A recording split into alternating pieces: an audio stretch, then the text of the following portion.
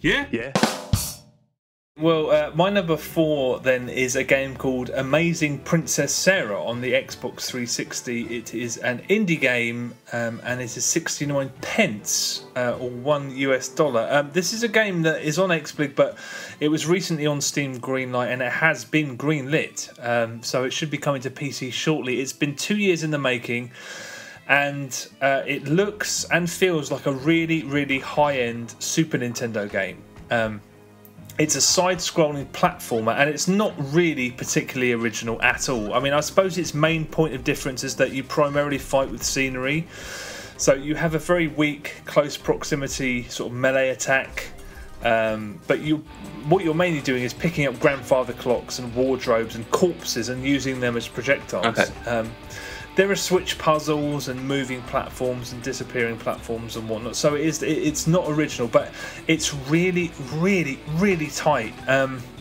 Your attacks and your jumps both demand great precision. So you need quite a bit of skill to get through to the end. And there's a fantastic, just a really simple and very pacey level up system and a perfect checkpointing system. I mean, these are things that you'd expect in a sort of side-scrolling action game, but not necessarily on XBlig. It feels definitely like a high-end XBlig game. And there are some excellent concepts in it. There's these undead enemies that appear out of nowhere to stitch you up unless you throw them, and then they disappear forever, so you have to manage that at different points. There's also a boss that can only be killed if you kill certain enemies who then explode into projectiles when they're thrown. Okay. I mean, it's qualitatively amazingly consistent for about 70% of the way, and this is the problem with it. 70% of the game is absolutely superb. I mean, excellent. One of the best. I mean, putting Bleed to one side because that's more of a shooter. I wouldn't class that as a platformer.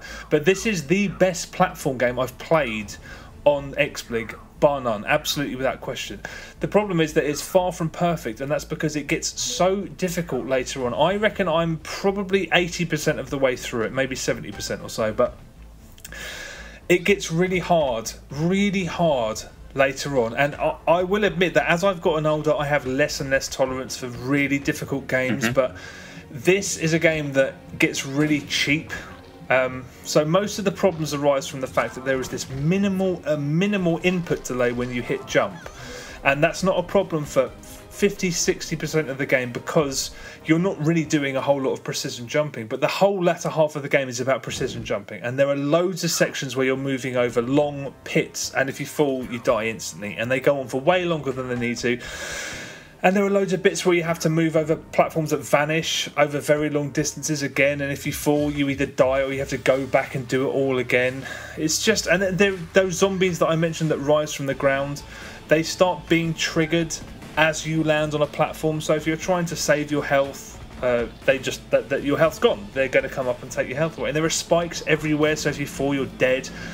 The save points start becoming sparser and sparser, and at a couple of instances there are save points dangled in front of you, so you waste several lives jumping to try and land on them to save, right, before realizing that they're inaccessible. So it's just, I don't know why game developers do this. I mean, there is smart design that challenges players, and then there's weirdly, just strangely aggressive con tricks almost that seem to serve one purpose, and that's to ensure that as few people complete the game as possible. I don't know why you'd want it.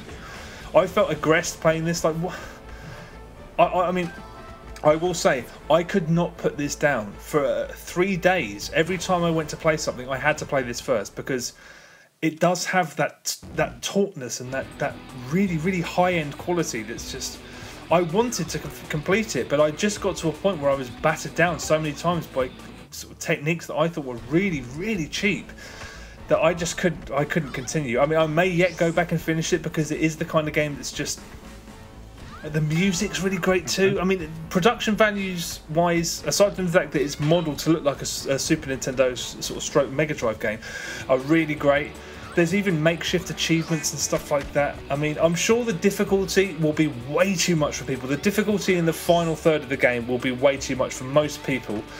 But in terms of value for money, it is peerless. I just think it's it's 70% of a near masterpiece. I mean, a game for a game that I just discovered completely by accident on XSplig of all places.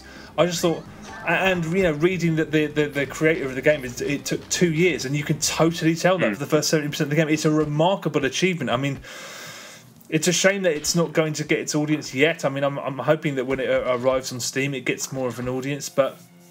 Aside from the end, when it did that thing that I can't handle, where it just employs too many cheap tactics, it is 69 pence on XSplig.